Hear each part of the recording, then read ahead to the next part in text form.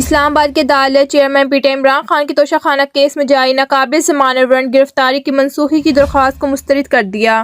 تحریک انصاف کے چیئرمین عمران خان کے وکلاء نے اسلام آباد کی سیشن عدالت سے جاری ناقابل ضمانت وارنٹ گرفتاری کی منسوخی کے لیے عدالت میں درخواست دائر کی۔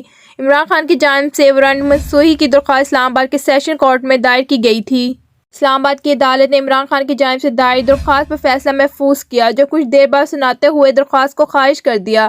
اسلام آباد کے ایڈیشنل سیشن جج ظفر اقبال نے چیئرمین تحریک انصاف کے ناقابل ضمانت وارنٹ گرفتاری کو برقرار رکھا ہے۔ اسلام آباد کی عدالت نے اس کیس میں عمران خان کو کل طلب کر رہا ہے۔ دوسری جانب عمران خان کے وکیل نے کہا ہے کہ وہ عدالت کے فیصلے کو اسلام آباد ہائی کورٹ میں چیلنج کریں گے۔ اسلام آباد کی عدالت نے عمران خان کے ناقابل ضمانت وارنٹ منسوخی کی درخواست خارج ہونے کا 7 صفحات پر مشتمل تفصیلی فیصلہ جاری کر دیا، جس میں کہا گیا ہے کہ عمران خان کے وکیل کے مطابق 28 فروری کو عمران خان نے سیشن عدالت پیش ہونا تھا اور 28 فروری کو اسلام آباد ہائی کورٹ جوڈیشنل کمپلیکس میں بھی پیشی تھی۔ فیصلے میں مزید کہا گیا کہ عمران خان کے وکیل کے مطابق وہ عدالت میں عدم پیشی کا سوچ بھی نہیں سکتے۔ وکیل کے مطابق عمران خان کی جان کو خطرہ ہے، ان پر ایک قاتلانہ حملہ ہو چکا ہے۔ وکیل کے مطابق اسلام آباد ہائی کورٹ میں پیشی کے باعث عمران خان سیشن عدالت پیش نہیں ہو پائے۔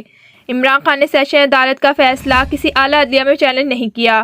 واضح رہے کہ اسلام آباد کے ایڈیشنل سیشن جج ظفر اقبال نے 28 فروری کو توشہ خانہ سے متعلق فوجداری کیس میں عدم حاضری پر عمران خان کی ناقابل ضمانت وارنٹ گرفتاری جاری کیے تھے۔ اس روز چیئرمین تحریک انصاف پر کیس میں فرض جرم عائد کی جانی تھی، لیکن وہ عدالت میں طلبی کے باوجود پیش نہیں ہوئے۔ اس وارنٹ کا نوٹس دینے کا اسلام آباد پولیس زمان پارک لاہور گئی تھی، جہاں پی ٹی آئی کارکنان اور پولیس کے درمیان بد نظمی ہوئی۔